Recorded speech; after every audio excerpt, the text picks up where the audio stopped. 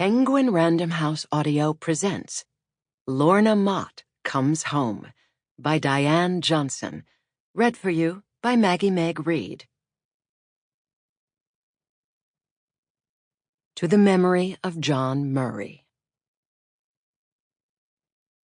1. Sometimes, the metaphorical significance of a random event startles with its application to your life. Lorna Mott was thinking this when she asked Monsieur Jass to stop his taxi so she could walk a little way along the road above the graveyard of Pont-les-Puits. The whole village was talking this morning about how, in the darkness during last night's heavy rains, the cemetery had dislodged itself and, with the stealth of a nocturnal predator, slid 500 meters downhill, where the astonished citizens this morning had discovered a huge, sticky hillock of treacherous clay, burst coffins, broken stones, corpses, and bones. Only the oldest gravestones remain standing with unseen dignity above the sacrilegious chaos. It was Lorna's last day in Pont-les-Puits, and she would leave with this ominous sight in mind as a kind of cautionary reminder of consequences unforeseen. Her departure, escape as she was thinking of it now, was both impulsive and planned. Once she was safely on the train to Lyon, she could admit that subconsciously she had been planning a while for a future in California without her husband, Armand Loup. They needed some time apart, and things she'd been doing could be construed as unconscious strategies to accomplish this. For instance, recently publishing her collected art lectures and accepting a lecture appearance in Bakersfield, California, where she was headed now. Bakersfield was hardly at the level of places she'd lectured before her marriage, but going there was a toe in the water of her return to professional life. She had been thrilled with the invitation, out of the blue, from Bakersfield, and it had been the impetus she had needed to take up her professional life again, revive, expand. These were gestures toward autonomy, surely, even if she hadn't thought of them that way. In these, her middle years, as people called the late 50s, early 60s, she was too old to cry about leaving. Armand Loup was her second husband. She had been through marital difficulties before. Why did she feel so near to a well of sobs as she neared the station? There are times you feel you've made a mess of your life. That was the sum of it. The harder to bear when you think of yourself as a basically competent person, even an accomplished one. 2 failed marriages, and so late in the day, argued the opposite, incompetence. But, she told herself, marriage does not define your life. The first to discover the upended condition of the cemetery had been children crossing through it on their way to school. They had burst into the classrooms with excited descriptions. Skelette! Skeletons! Bones sticking up! I saw teeth! Skeptical teachers had gone to look for themselves, then alerted the mayor and members of the city council. The children had not exaggerated. Dozens, if not hundreds, of graves stirred together in the muddy batter as if at the last trumpet. The righteous and sinners alike had burst their tombs.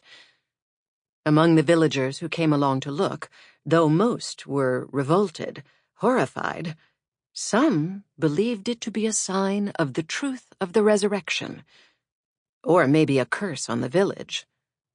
The mayor and several members of the village council of Pont-les-Puits, a village in the French Drôme Provençal, were meeting to discuss which and what to do.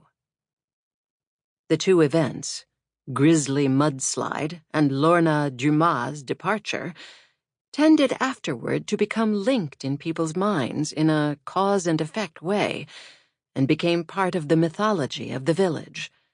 Lorna Mott Dumas throwing suitcases into a taxi and driving off, Monsieur Dumas just standing there bemused, while other citizens started looking for the bones of their ancestors. Monsieur Armand Louis Dumas, not descended from the writer, was one of the council members summoned to discuss the cemetery problem.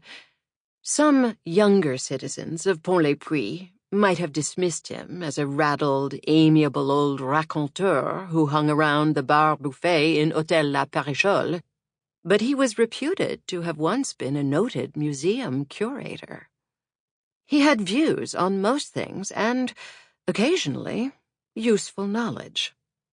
You could see he had been handsome, but now he was also stout, and his curly black hair had receded and was gray at the sides.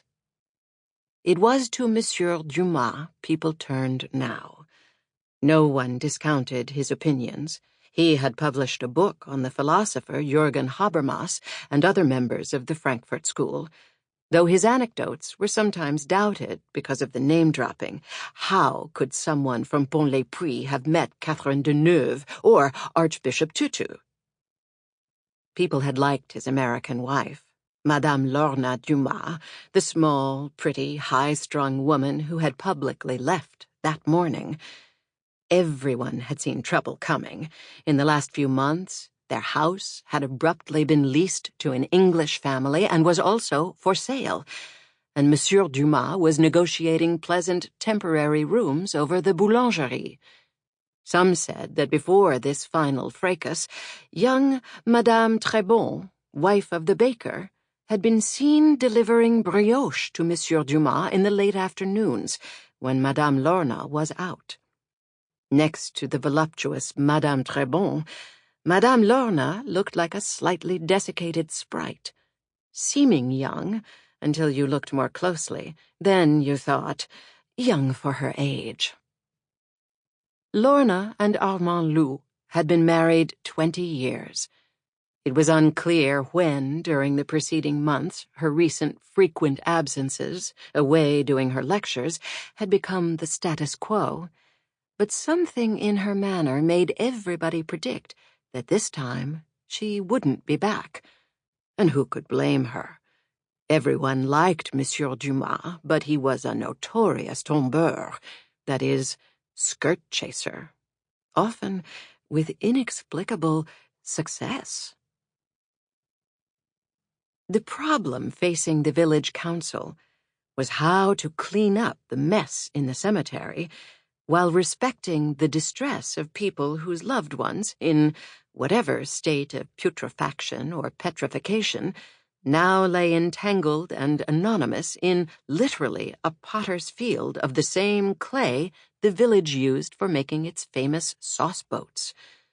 Among the exhumed bodies in the cemetery were several whose disorderly reappearance might get noticed in the newspapers. These were Sainte Brigitte Faubois, whose grave, according to local legend, sometimes manifested an aura of light, generally in summer. Russell Woods, the noted American painter, whose posthumous enormous prices at auction were making him a household name in the U.S., and Roland Bussy de la Rimonde, a former mayor from a prominent local family. Woods, the American painter, Monsieur Dumas reminded the other members of the council, the old fellow always up there daubing, under the views of the church in the changing light, alone, forgotten when he died, except by Lorna. He and my wife were good friends, the two Americans in town. She's an art historian, you remember. She thought highly of his work. The names of dozens of others would have to be divined from the cemetery records, which would take time, but these were the few the council could remember off the tops of their heads. They foresaw that DNA expertise would be required, and other expensive technical assistance that in former days people would not have expected. where they had the names of families whose loved ones or ancestors were likely among. Sample complete. Ready to continue?